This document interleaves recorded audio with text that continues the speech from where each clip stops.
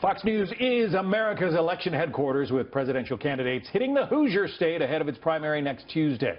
Donald Trump leads the Republican polls in Indiana as he works hard to try to clinch the nomination there. Ted Cruz is within striking distance, while John Kasich is laying low after his pact with Cruz to divvy up the states in an effort to halt Trump's momentum. Our next guest, Josh Kraushaar, says Indiana is Cruz's last hope. Writing in the National Journal, the GOP nomination fight is going down to the wire, and Indiana is the only contest left that could go either way. Every little shift matters. Josh Kraushaar is here, politics editor at the National Journal. Josh, what do you think? Does this effort by Cruz and Kasich to stump, maybe blunt Trump's momentum, does it stand a chance? Well, look, it's the alliance between Kasich and Cruz is extremely awkward, and it's hit a lot of rocky road along the way. But the reality is there's an anti-Trump majority in Indiana, and there's an anti-Trump majority, as we've seen with the election results, in the Midwest. Trump has gotten between 35 and 40% of the vote in every recent Midwestern state. You know, Ohio, Wisconsin, Illinois, you name it. He's been in this narrow band. He hasn't put together a majority quite yet.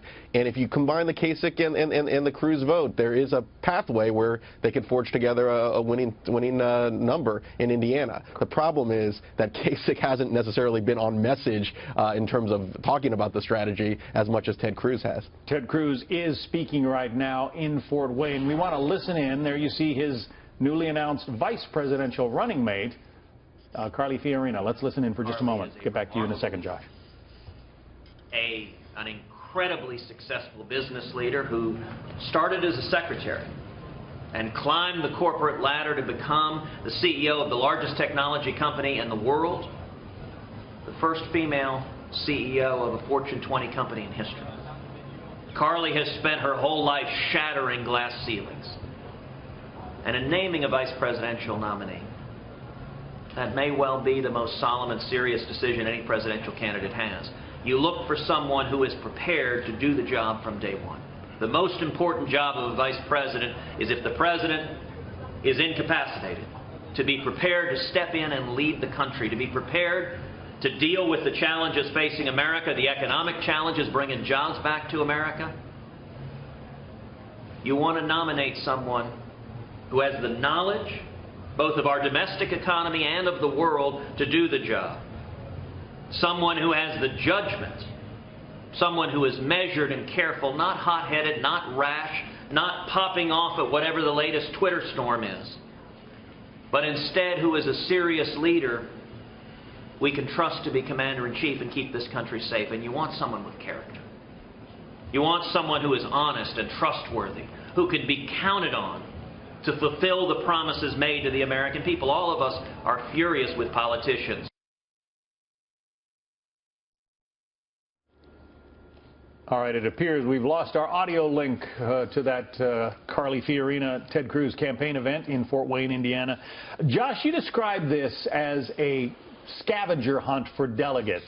Can Ted Cruz, if he wins Indiana, can he prevent Donald Trump from waltzing to the GOP nomination? It would go a long way into preventing Donald Trump from getting that magic number of 1,237 delegates. It wouldn't guarantee it, but if Ted Cruz won Indiana against the odds right now, it would change the momentum in the race. And the map in the next month and a half is headed to more Cruz-friendly states. We're out of the Northeast. We're heading westward, where Cruz has had his best performances in this presidential contest.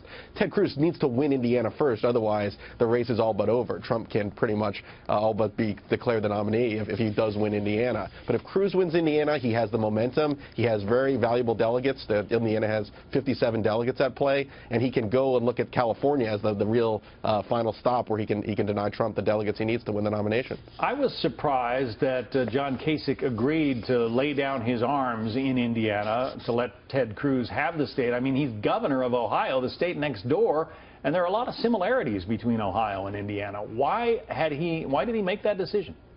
Well, I think he realized the obvious. The only way he has that very slim chance of becoming the nominee at a contested convention is if Trump doesn't have the delegates that he needs to win outright on a first ballot. So, Kasich can't be the nominee, or he probably won't even be considered for a running mate spot unless he can stop Trump, unless he can deny Trump what he needs. But so, ultimately they need to team up in the short term to think for their long-term strategic interests. A lot of people, as you well know, have observed that John Kasich might be a pretty good running mate for Donald Trump.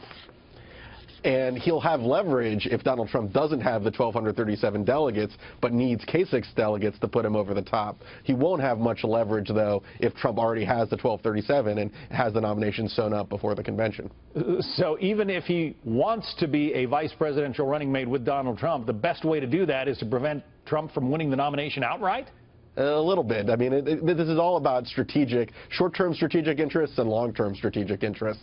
And there's no way, if Trump wins the nomination, he has the delegates he needs before Cleveland. There's very little leverage that Kasich, Cruz, or any of the other Republicans looking to deny Trump the nomination or looking to be his running mate have in the process. But if Trump comes in with the most delegates, but just needs Kasich's delegates or Rubio's delegates or the uncommitted delegates, there's a lot of wheeling and dealing that will be taking place in Cleveland. What a chess match. Josh Kraushaar from National Journal. Josh, thank you. Thanks.